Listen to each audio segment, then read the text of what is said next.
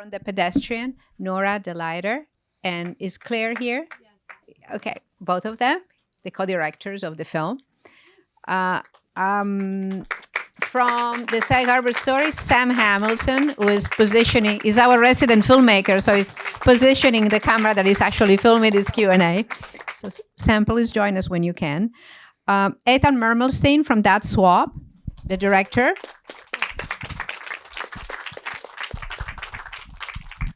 And Daniel Freeman Pfeffer from Dreams and Scheme, the co-director. Has Carlos arrived, the other director? Sorry. Not yet. Carlos is a veteran from of the program. He was here with it another time. So welcome. Thank you so much for the shorts. And do you have some mics? Yes, and we have runners. Oh. Do we have an extra one? No, maybe one more. Is that one working? No. Oh, okay. We'll share this one. Yeah, we'll share this. So I'll start very quickly. I think that one of the themes, the theme that seemed to us running through the films after we selected them, it wasn't intentional, is a certain idea of a sense of belonging. And I like to ask the filmmakers to talk a little bit how this particular teamwork comes from in your own film. It's a sense of place, a sense of belonging, the house. Who wants to start? A sense of belonging, yes. Well, a sense of place. A sense of place. Yeah. Sorry. I'm Claire, and this is Nora with The Pedestrian. Oh, I'm Ethan. I'm with That Swap. And I'm Daniel from Dreams and Schemes. And I'm Sam. I'm from the Sag Harbor Story and the cinema. Well, sense of place is definitely quite specific in The Pedestrian, as you saw. I think Alex, the protagonist who takes these long walks, in many ways there's an I don't know, sense of self is something he's searching for, perhaps. And so his practice to explore that is walking. And he kind of has, it's some form of escape, we think. But we were trying to find out, as you could see in the film. Yeah, there's a line in the film where he says, the only thing that matters is getting to Eastport. And I think that says a lot. And I can relate. For me, I don't know. Recently, I've been thinking about independent filmmaking as like a gambling addiction. Like you're always chasing this thing that is unattainable. And with Dad Swap, I kind of interrogated and investigated, like, where does this originate? And it does come from a desperate place to have approval from that man sitting in the back. Thank you for coming. But yeah, I think it's like a place within oneself and within community. And yeah, thank you for creating this community too, by the way. How you guys doing? So really, Carlos Cardona is from Southampton. He was my co-director, and he's also the DOP. Forgive the sound. It was like a little low, and I don't know what was up with that. But long story short, for us, Dreams and Schemes really came from a place of New Yorkers feeling like they're getting pushed out. And it's kind of the last of the Boricuas, right? The Puerto Ricans in New York, New Yorkers not feeling like they're at home anymore. And this was like a last-ditch effort of survival and, the desperate dreams and the desperate schemes New Yorkers will go to make the rent, essentially. And so, it's a love letter to New York, but it's also addressing things like the New York City housing crisis, gentrification, without it really being in your face and really doing it in the mask of comedy. So that's really where that comes from. I think a sense of place is fundamental to Sag Harbor Stories. If anybody's been here before, you may have seen them. They run before the trailers usually, if I have some new fresh ones. So yeah, I mean, they were conceived in the beginning to both introduce people from out of town to the types of people that make Sag Harbor such a special place, and also elevate those people within our community and show them on screen. I haven't made any of them outside of Sag Harbor, so it's not even like the East End really yet. It's just Sag Harbor stories. So it's cool to be able to share our community with everybody who comes in these doors, and also to celebrate a lot of people that I grew up with. I grew up here. So it's a lot of my phone book and my parents' phone book. So very, very Sag Harbor centric. I want to talk about process a bit, because this is the first year that we kind of maybe had the most nonfiction work, I would say, which is really interesting. And it kind of, we don't set out to kind of have a goal or a mind or theme, but it just appears. And so I found it really interesting. So I wanted to kind of talk about, what is your process with the films? Maybe I'll start with Claire and Nora. Like, did you guys set out to, did the main guy come to you, or did you find him? And how did that kind of begin for you? Just one thing about that as well is that it's really interesting with your film, because not only were you documenting him, but you also went on the journey yourself. So was there something significant with that? Like, is there anything that you sort of noticed separately from what ended up on screen, or was it kind of like that ended up in the edit, or like how did that work into the actual completion of the film? I think Nora, before I was familiar with Alex's work. This is like his artistic practice of some sort, where he goes on these long walks, and we kind of were looking at it almost as like a sports film, but with very low stakes, where we were like, okay, we could follow him and we'll come home with something in the can. Don't know what it'll be, but it had like a beginning and an end, as does Long Island, which was a part of why he was excited to walk it. And beyond that, yeah, I mean, I recommend it. It's a really interesting journey if you ever have 9 days. It changes quite dramatically from Nassau to Suffolk, and yeah, you learn. I mean, I always say this with films: you like get to know the subject very well. I mostly make documentaries, but this was kind of a unique process of like waking up, and it's almost. I mean, it's very meditative to walk and be on that journey with him. So, I probably wouldn't have otherwise experienced that, and was glad to. Yeah, I think also we were very struck by the kind of amount of comedy and the confusion. Like, the idea that someone would walk is just so foreign. And I think for us, we all live in a very accelerated world. So having the chance to disconnect, and he talks about that a little bit. He talks about disconnecting from the world, which again, I think, we can all relate to, and in a way it ended up feeling very universalizing. Just go. Just go, let it rip. Okay. Yeah, I mean, I definitely, I don't know how to describe it. It's not really a documentary, but it's definitely not a fiction project. So I guess the title came to me first. I like there's something like weirdly, a friend told me it's like an oddly like pornographic title, like Wife Swap and Dad Swap, which that wasn't the intention, but when he pointed that out, I like that.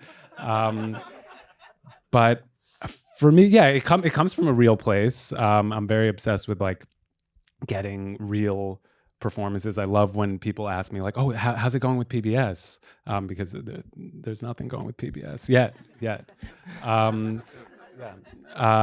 So there was a long period where we were trying to get like a known actor to be my swap dad. We were talking to John Turturro for a while, who was like very into it, and he was a little bit concerned about memorizing the Kiddush, and then the show Severance kind of like took over his life. We kind of went down the line of Italian actors and then Jewish actors. Wallace Shawn wrote me a very sweet letter that I have. But yeah, I wrote like a 5-page document and constructed the scenes. I'm very obsessed with like wanting it to feel real, and the way I did that with this one was I gave very few directions, but I kind of like constructed the reality, and then we would do like one more take or two takes, but like kind of long, like 40-minute takes. Like the Shabbat dinner, my dad did not want to wrestle, so we kind of set up the basement ready to wrestle in a safe-ish way. So the producer I was working with, this woman Nina Cochran, who's amazing, convinced my dad to wrestle, and then he wrestled with me. I also want to talk to you later about Eric Mendelsohn, because I saw him on the special things. I hold him dear to my heart myself. So for our process, really, it came from, so there was an actor, Joshua Rivera, who stars in it. I had worked with him for about 15 years on and off in different projects. And his mother had a passion project. This was it. She had this like feature film that was not possible to be made, but I told her, well, we can make like an indie pilot, and it can use all your characters in the world, and then we'll put it in this, but in this very like more condensed fashion. So that's where it came from. And then my creative partner, Carlos Cardona, who's not here right now, but he is from Southampton, Long Island, as I said, and we've been making films for many years. So together we kind of teamed up and reimagined this world. And so the process is one with old friends coming back together. A lot of the people in the Dreams and Schemes pilot we have worked together on various films prior. And so bringing Joshua Rivera back for us was like an homage to ourselves almost, and to the worlds we create as Latino filmmakers in New York City. And so the question was, what's the process? That was kind of, the process was taking a feature and turning it into a pilot for, to be able to just make something with friends and family, essentially. A pilot with the intention of making it into a series, into recurring characters. Yes, exactly. So Dreams and Schemes, really what we were thinking when we were coming up with the whole series idea was that every New Yorker's got a dream and scheme. So the world is endless. Like it can follow these two young guys, but then it can branch off to different characters and their dreams and their schemes and how everyone is trying to get by in New York. And so that's where it's kind of almost like an endless series idea, where you can just keep exploring characters and then circle back to the main characters. And almost like a karmic thing too. It's like everybody's screwing each other over. Absolutely. Right? And then That's right. That's exactly right. And the idea is also, it's like our answer to it's like New York's answer to the show Atlanta. It was almost like that's how we were approaching it. Like this would be maybe not as abstract, but something a little more grounded, but in that kind of comedy, kooky comedy, kind of weird. But yeah, that's where that comes from. So Sam, curious, because this is part of a bigger thing in many ways. You've been doing this for a long time. I've seen all of them. And I'm really happy to have this one in our program this year. Can you tell us a little bit about if there's a bigger kind of idea at play? The bigger idea really is just the goal of them as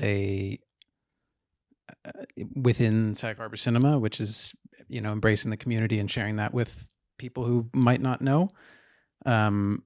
Storytelling wise, there's not really like a through line. I think the process question for me comes from the assignment first, which is to create this short, like 1 minute 15, maybe I can stretch it to 20, 25 if Julia lets me, but it can't like outweigh the trailers. It can't get in the way of anything else. So it confines you to really one beat of storytelling of someone. And hopefully my goal always going into interviewing people for 40, 45 minutes is to find that one little nugget, that one little bite that's going to turn it, it's going to reveal something a little deeper, a little broader about the community or about that person, about where they fit in, how they see themselves fitting in.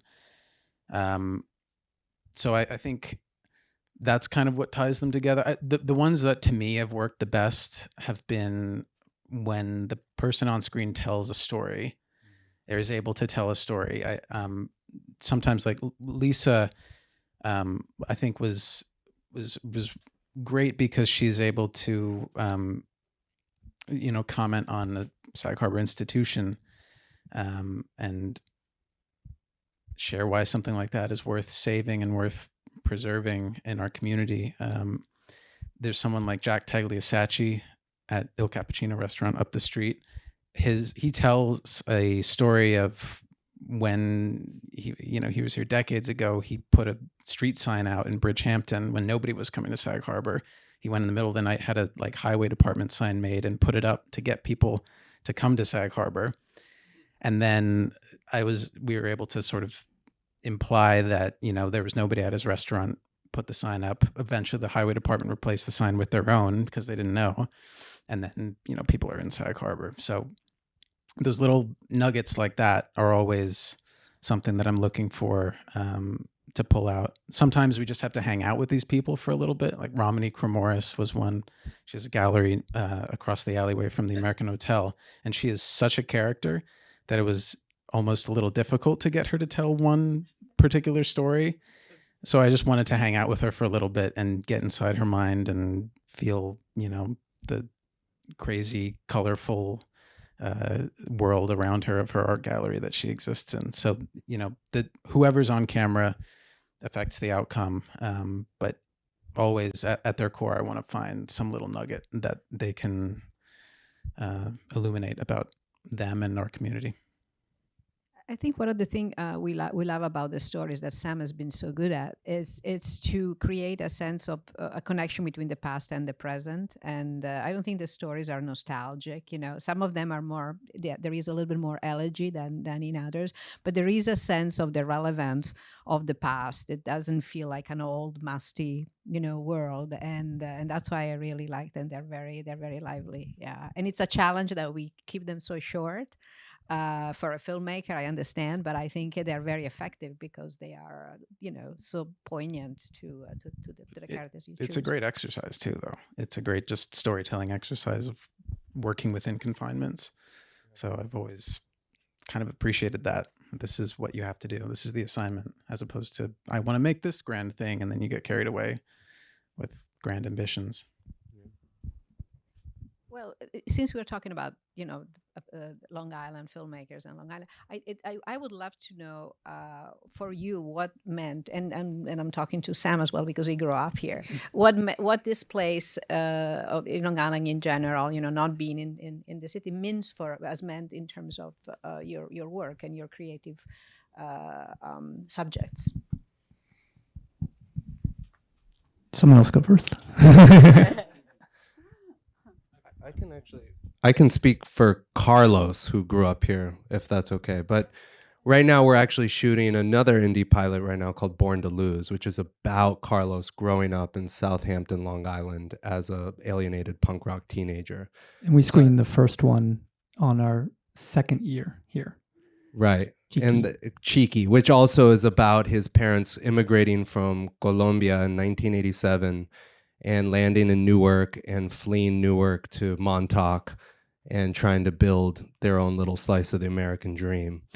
And Born to Lose is 17 years later. It's a follow-up. I just stepped off set to come here and, enjoy the evening with you guys. And maybe next year screening. No, we'll definitely be here next year. Absolutely, with Born to Lose. No rush. And so, but Carlos, I think for him, growing up in Long Island as an immigrant child, Colombian American, I'm Mexican American, he's Colombian American, and we're partners in crime. But for him, I think he was very alienated here growing up. So I think for him, it's him confronting sort of his coming of age and his identity qualms and sort of figuring out who he was. And I know Born to Lose, it's really about him. It's following him around as this punk rock teenager searching for the true punk scene in the Hamptons in New York City. Or he flees the Hamptons to go to New York City to find the true punk scene. But what he's really searching for is his true identity. And so that's what the new story is going to be about. And they're filming right now. So. Yeah, for me, I guess I grew up in Great Neck, which is in many ways like you could walk to the New York City line. It's like 3 minutes from my house, but I think what informs the character Ethan, and I guess the Ethan here now, is kind of like being in the shadow of the city. And Long Island doesn't feel like it's part of New York City. It feels like something else. It feels like an alien form on the coast of the United States in many ways.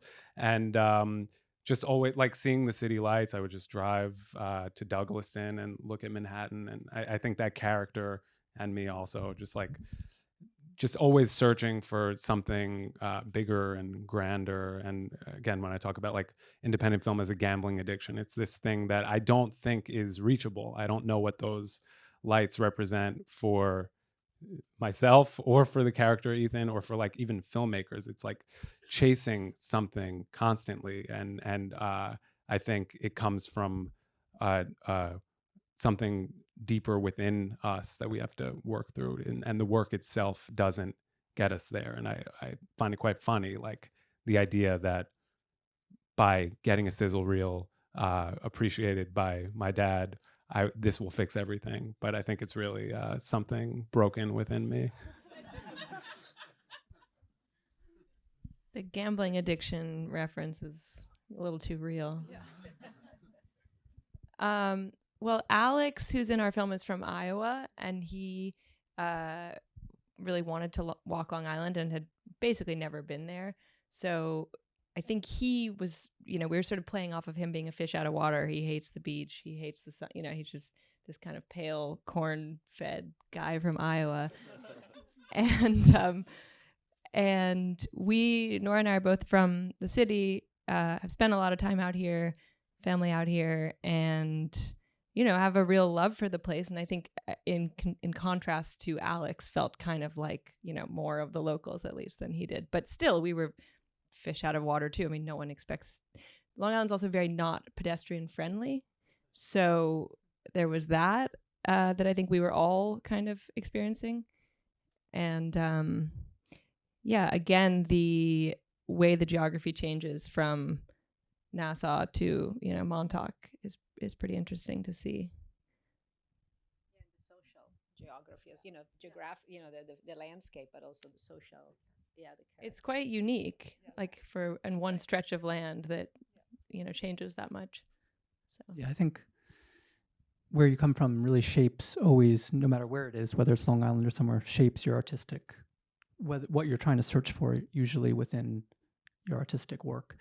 But I think what's interesting, especially about, maybe to answer the question in relation to Julia and I's work, is that the work that we make that is set here, I have one relationship to it and Julia has another, right? I have sometimes maybe an overly nostalgic way in which I see it, or something that is skewed or flawed, and you're seeing it in a very different way because you didn't grow up here, but you spent time here with me. So I think it's like that tension that really is really interesting, that makes you see a place in a different way.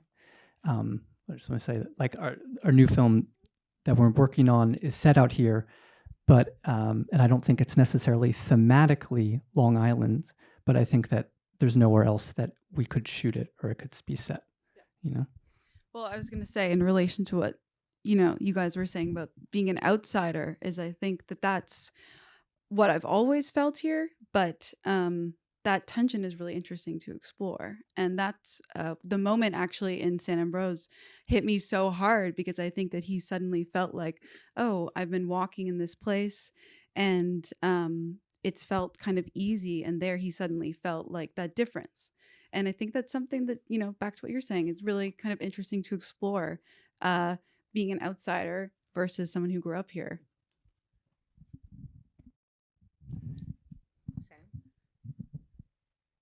I feel like I've spoken enough about Sag Harbor. I mean, I'm from here. I love it here. So it's just like it's a love letter too. These sorts of things. I feel lucky that I'm able to connect with the place and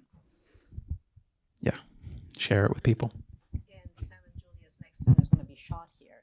Yeah, in the fall. Soon, in the fall. Yeah. It's a feature. So it's their first feature. We'll get there. I have a question for Ethan specifically. I mean, you're saying you had a hard time defining your work. I kind of saying it's hybrid. I call it that. But I'm curious because it's so enmeshed in your life. Do you have a line? And if you do you ever, how close do you feel like you want to get? Do you feel like you ever cross it? Or what is that kind of, I'm curious like about the way in which you go about setting, like making the work in that way. Being forced to go deep here tonight. I feel like there is like a new movement of like docufiction hybrid work, which I love, and it's amazing to be part of this moment.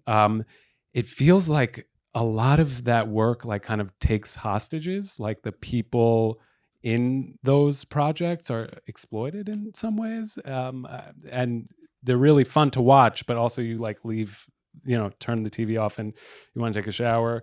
And for me, like process was the priority, and it was weirdly therapeutic. Like I kind of unleashed my mom's here also, my girlfriend's here also. Like I unleashed them to say the things about me that that maybe they would hold back, and it was a safe place for them to do it. And there's like a sort of exorcism of our worst selves, myself included. Like I can be like the insecure, desperate monster version of myself, and my dad could be like himself at his worst, and my mom wasn't really her worst self. I think you were great. I don't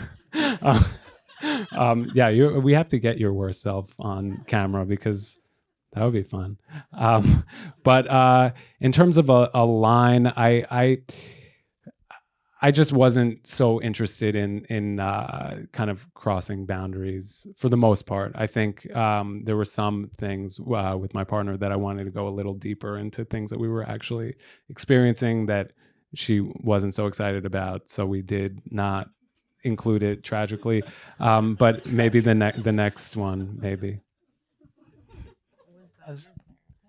That was the one actor, this woman Barry Hyman, who's amazing.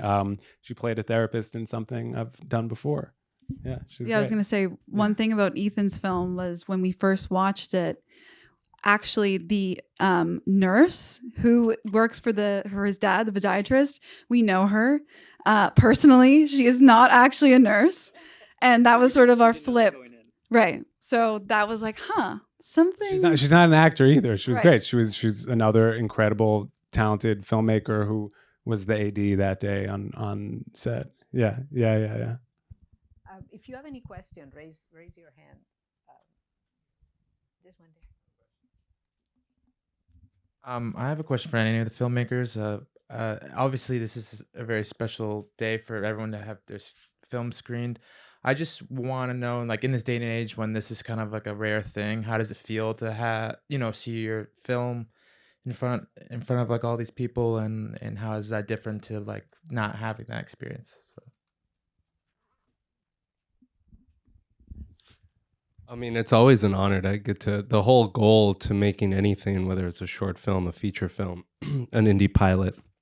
You always want to have eyeballs on it. What I would say is for this kind of a special occasion, what's really nice is putting a film up on a projector it's the last one of the last things we do as humans, as a community. It's like the last like storytelling around a campfire, I look at it as, and that's kind of dying, even with all the streaming and everything. So getting to screen in front of people is always the goal. What was the verses? Did that answer it? My parents have left, or they're leaving right now, so I could say whatever the fuck I want now about them. No, but it's very, thank you for coming. It was very special. They have a dinner reservation that I guess it's very strict out here. But it's very special to see this with them, and it's hard to, I think they attended a screening with me before, and that was a very intense, cool thing. My dad said I thought it was okay, but then seeing it with other people, like actually who were genuinely laughing, I realized it's quite good. And that was a very healing moment. So and it's very powerful, and you can't really replicate that just having them watch it on their laptop.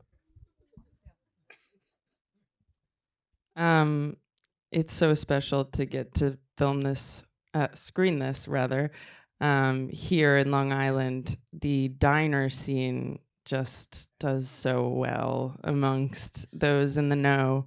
But yeah, it's special always. It's an honor. Yeah, thank you guys for having us. It's especially fun to do something that's local. So Yeah. Thank you so much for screening your films and, now being part of our community that we're building here. And thank you to Julia for supporting this every year. And it's just so lovely that, everyone comes out and sees these films because we really care about them. And I think it's really nice that we can share them with the community as well. Let's give it up for the filmmakers again. Woo!